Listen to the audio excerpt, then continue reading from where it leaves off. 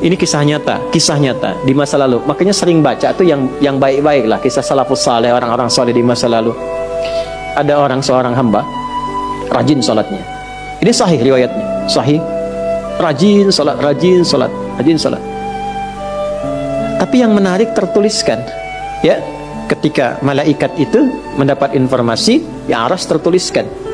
Ini termasuk bagian dari ahli neraka. Tapi sholat. Perhatikan ya, perhatikan. Ini nanti terkait juga dengan hadis. Kalau Anda baca Al-Arba'in, nomor hadis yang keempat itu, ya, terkait dengan bab takdir. Bagaimana kemudian ikhtiar seorang hamba itu, ya, menjadikan ia berubah dari salah menjadi soleh dan sangat dicintai oleh Allah. Oke? Maka apa yang terjadi? Bapak Ibu sekalian, ketiba kemudian si malaikat itu, ini kisah sahih yang sampai, lalu menyampaikan kasihan pada orang ini, kok kelihatannya ibadah tapi tertulis ahli neraka.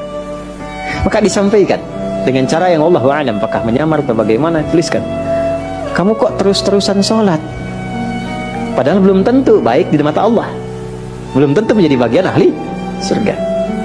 Perhatikan jawabannya. Tujuan saya sholat ini bukan karena surga atau neraka. Tujuan sholat ini bukan karena saya dipandang baik atau buruk, tapi tujuan sholat ini saya ingin mengagungkan Allah Subhanahu wa ta'ala. Perhatikan.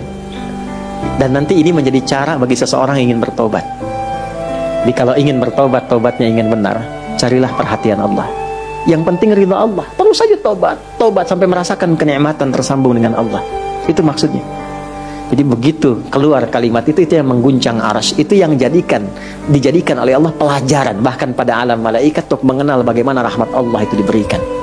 Mudah bagi Allah membuka, merubah, memutar, mudah. Tapi Allah ingin memberikan pelajaran bahkan di alam malaikat bagaimana kasih Allah diberikan. Begitu kalimat itu muncul, apa yang terjadi? Maka berubahlah di arsy namanya menjadi ahli surga. Ini riwayat sahih. Berubah menjadi apa? Ahli surga. Padahal Allah tuh maha mengetahui, gampang aja tinggal dirubah ahli surga, tidak. Tapi Allah ingin memberikan informasi bahkan di alam langit kepada para malaikat betapa tingginya rahmat Allah, memberi kesempatan pada setiap hambanya untuk kembali kepada Allah dalam kebaikan. Dan itu disebut hamba. Disebut hamba. Karena itu Allah begitu mencintai ketika ada pelaku maksiat, dia pengen taubat, itu begitu dicintai dan statusnya naik lebih tinggi. Ini yang menyebabkan ayat ini turun. Qul ya ibadiyalladzina asrafu ala anfusihim. Ini yang menyebabkan itu menunjukkan rahmat Allah. Hai hambaku, betapa besar pun kau pernah berbuat dosa, sepanjang masih hidup belum tiba ajalmu, jangan pernah putus asa untuk mendapatkan rahmatku. Pakai rahmat. Rahmat di sini mencakup Rahman dan Rahimnya Allah Subhanahu wa ta'ala.